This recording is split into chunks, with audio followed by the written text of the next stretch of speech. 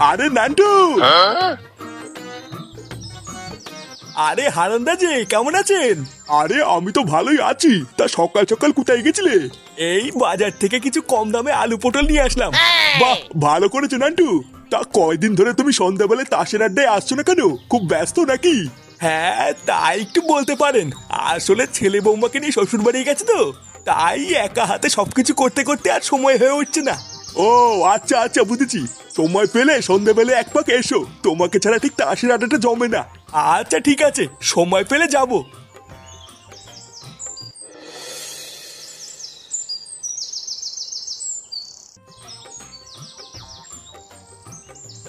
গিন্নি, আরে কই গো গিন্নি? এই তো। উফ, লেওরা কি গরমে, এখনো শীত ছুরি হতে পারলো না আর গরমও পড়ে গেল।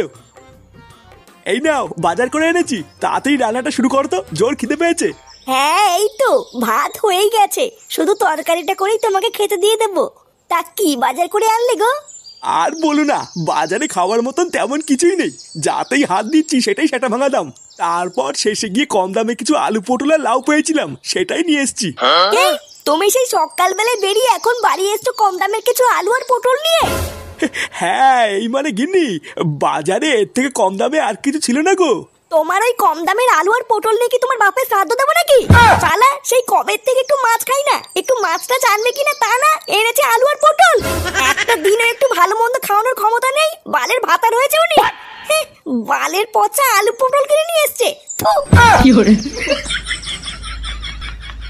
নে রে, আজকে মনে হচ্ছে আর কপালে ভাত জুটবে না রে। না, ফুটোকে একবার ফোন করে দেখি কবে বাড়িতে আসবে। এইভাবে তার বাড়িতে একা একা থাকা যাচ্ছে না।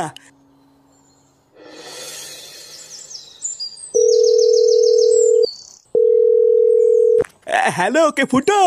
হ্যাঁ কি হয়েছে? বলছি যে কেমন আছিস বাবা? বৌমা দাদু ভাই সব ভালো আছে তো? হ্যাঁ সবাই ভালো আছে, শুধু ভুদার বাল আমি ভালো নেই।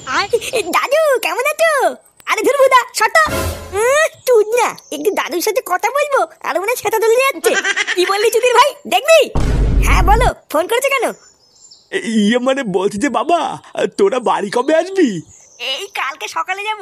কেন কিছু হয়েছে নাকি? ইয়ে মানে কি আর বলবো, দুঃখের কথা। এইদিকে এই রাক্ষসী আমাকে দিনরাত জ্বালিয়ে মারছে রে, দুটো খেতে পর্যন্ত দিচ্ছে না, জানিস? কি আর খতম। কি হয়েছে শালা ঢ্যামড়া ভাতার, তুমি রাক্ষসী কাকে বললে? এই না না, তোমাকে কেন বলবো? ফুটা ফুটা, আমাকে বাঁচা। এই গাল মেরেছে। কি হলো দাদু, কথা বললেন না? আর কথা লেওরা, তাতেই মার কাছে গিয়ে যাবেন গুছোতে, আমাদের বাড়ি ফিরতে হবে। কি গো, তোমাকে কখন থেকে ডাকছি না? না এই না না, এখনো যদি ওই রকম করে তাহলে সংসারটা চলবে কি করে? আমি তো তোকে অনেক আগেই বলেছিলাম রে মা, ওইসব বালের সংসার ছেড়ে তুই আমার কাছে চলে আয়। আমার তো এখন লোকের কাছে বলতেও লজ্জা লাগে যে তোকে আমি কোন বাড়িতে বিয়ে দিয়েছি। হ্যাঁ কি হয়েছে, ডাকছো কেন? এই যে বাপি, ও এসেছে, এবার যা বলার তুমি বলো। না না জামাই, এগুলো আমি কি শুনছি? তুমি নাকি কোনো কাজ বাজ করো না, সারাদিন নাকি টোটো করে ঘুরে বেড়াও। না মানে আসলে কোনো ভালো কাজ পাই না তো, তাই কি যে করবো কিছুই বুঝি না। মানে ভালো কাজ পেলেই করবো। তা তুমি ভালো কাজটা কবে পাবে শুনি? আমি কি আমার মেয়েকে তোমার কাছে বিয়ে দিয়ে ভুল করেছি? আমার তো এখন লোকের কাছে বলতেও লজ্জা লাগে যে আমার জামাই বেকার। জানো বাপি, ও এখন ওর বাবার কাছ থেকে 10 টাকা চেয়ে খায়। আমার তো এখনো এটা ভেবে খুব লজ্জা লাগে যে আমার স্বামী এখনো আমার শ্বশুরের টাকায় চলে। মাগি, অতই যখন লজ্জা লাগে তখন ওই বাড়িতে থাকিস কেন? চলে আসতে পারিস না? ভোদার বাল, তুই তোর বাপের বাড়িতে আমাকে ডেকে এনে তোর বাপের কানে ফুসমন্ত দিচ্ছিস? হ্যাঁ এই কি জামাই, তোমার তো সাহস কম না? তুমি আমার সামনে আমার মেয়েকে গালি দিচ্ছ? কোনো চাল নেই চুলো নেই, তোমার এত বড় আসপর্দা হয় কি করে? এই দেখুন বাড়া, আপনি বেশি মারাবেন না, ঠিক আছে? লেওরা আমার চাল চুলো নেই সবই তো আগের থেকেই জানতেন, তাহলে আপনার এই বালের মেয়েকে আমার ঘরে ঝুলিয়ে দিলেন কেন? জামাই, তুমি যদি আরেকবার বাজে কথা বলো, এই ঘর থেকে কিন্তু ধাক্কা মেরে তোমাকে বের করে দেবো। আরে লেওরা, আপনি কি বের করবেন? কাল সকাল হলে আমি নিজেই চলে যাবো। আর দাঁড়া মাগি, তোর ওই বাড়ির হাড়ির খবর এই বাড়িতে এনে দেবো, তোর ব্যবস্থা করছি। একবার ওই বাড়িতে চ।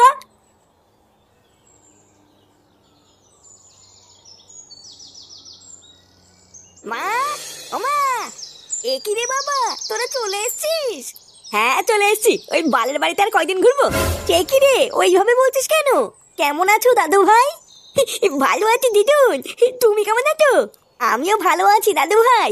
একই বৌমা, তুমি চুপচাপ মনমরা হয়ে দাঁড়িয়ে আছো কেন? কিছু হয়েছে নাকি?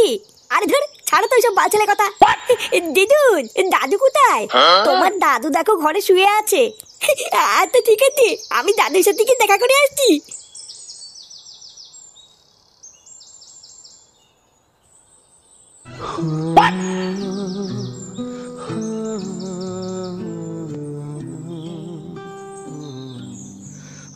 এই দাদু। কেন? এই মেলেছে।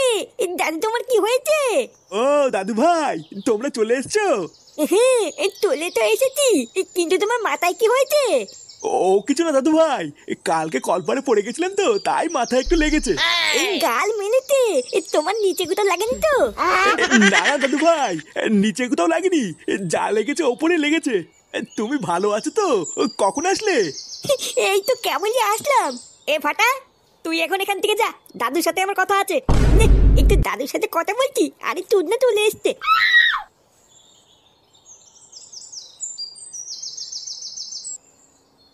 এ কি বাবা, মাথায় কি করে লাগলো তোমার? আর বলিস না বাবা, কালকে তোর মা আমাকে রামপাট খেলিয়েছে। তোরা তো বাড়ি ছিলিস না, তোরা জানিস না আমি কি করে বেঁচে আছি। মা তোমাকে এইভাবে ধরে কেলালো আর তুমি কিছু বললে না? আমি আর কি বলবো, আমি কি তোর মার সাথে পারি? দেখিস না গিলে গিলে শরীরটা কি বানিয়েছে। তোর সাথে অনেক কথা আছে রে বাবা, আজকে সন্ধ্যেবেলা একটু বাড়ি থাকিস, ঠিক আছে? আচ্ছা ঠিক আছে।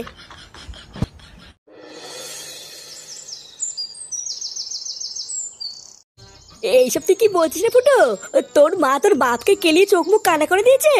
হ্যাঁ ভোদার বাল, তা নাই তো কি, আমি কি তোদের সাথে মজা করছি নাকি? লেওরা দুটো দিনের জন্য শুধু একটু শ্বশুর বাড়ি গেছি, আর তোরা একটু আমার বাড়ি থেকে খবর আনিসনি, বুঝলা বলটুদা? ওই জন্য আমি কালকে ফুটোর বাড়ির পাশ দিয়ে যাওয়ার সময় ঝামেলার আওয়াজ পাচ্ছিলাম, বুঝলা? আওয়াজ শুনে তো মনে হচ্ছিল ধূপধাপ কে যেন কাকে কেলাচ্ছে। আমি তো আর ভাবলাম কি না কি, ওই জন্য যাইনি। তা হঠাৎ তোর মা তোর বাপকে ধরে কেলালো কেন? তোর বাপকে কিছু করেছে নাকি? তা আমি কি করে বলবো, আমাকে তো এইসব কিছুই বলেনি। বাবা শুধু আমাকে বললো সন্ধ্যাবেলা একটু বাড়ি থাকতে, কি যেন একটা বলবে। আমার মনে হচ্ছে তোর বাবা আজকে থেকে সবকিছু খুলে বলবে রে, এ কি করে চোদনটা খেয়েছিল। তুই এক কাজ কর বুঝলি, আজকে সন্ধ্যাবেলায় তুই বাড়িতেই থাক, তারপর কাকু কি বলে সেটা শোন, শুনে আমাদেরকে কাল সকালে জানা। হ্যাঁ, আমিও ওটাই ভাবছি।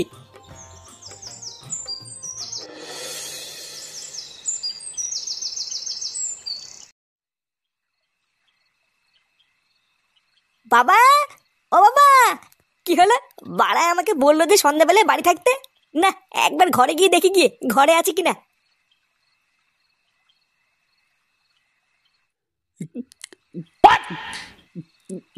এ কি বাবা, তুমি মদ খাচ্ছ? কেডা? ও ফুটো, আয় আয় এদিকে আয়। তুমি ঘরের ভিতরে মদ খাচ্ছ কেন? লেওরা মা দেখলে কিন্তু সেটা ভাঙবে। আরে ধুর বাড়া, তোর মাকে কি আমি ভয় পাই নাকি? লেওরা এটা আমার বাড়ি, আমার বাড়িতে আমি মদ খাবো না পুঙা মারবো সেটা আমি বুঝবো। শোন, আমি তোকে যে কথাটা বলবো বলে ডেকেছিলাম। হ্যাঁ, কি কথা? ওটা শুনবো বলেই তো এসছি। বাড়া আমি অনেক ভেবে দেখলাম বুঝলি, এইভাবে আর বাঁচা যায় না, তাই আমি ঠিক করে নিয়েছি আজ রাতেই লেওরা তোর মাকে আমি ডিভোর্স দেবো। এই মেরেছে, এইসব তুমি কি বলছো? হ্যাঁ যা বলছি ঠিকই বলছি। শালা গারমানি মাগি নিজেকে কি মনে করে? হ্যাঁ বাড়া আমার খেয়ে গতর ফুলিয়ে আমাকেই মারে, ওর এত বড় সাহস। আর ভোদার বল এর একটা হেস্ত নেস্ত করেই ছাড়বো। কি রে, কি ভাবছিস? একদম চিন্তা করবি না বুঝলি, ওই মাগিটাকে ডিভোর্স দিয়ে আমরা বাপ বেটা মিলে রোজ এনজয় করবো। এনে ধর, এটা খা। এমা, কি যে বলো না, আমি কি এসব খাই নাকি? হ্যাঁ খায় না, লেওরা নাটক না মারিয়ে তোমার দাম মেরে দে। মানে কি যে বলি, সত্যি সত্যি তুমি আমাকে দিচ্ছ? হ্যাঁ হ্যাঁ হ্যাঁ, খেয়ে নে খেয়ে নে। আরে চোদন, এ তো দেখছি মেঘ না চাইতেই জল। হ্যাঁ ফুটা খতম। এ কি মা তুমি?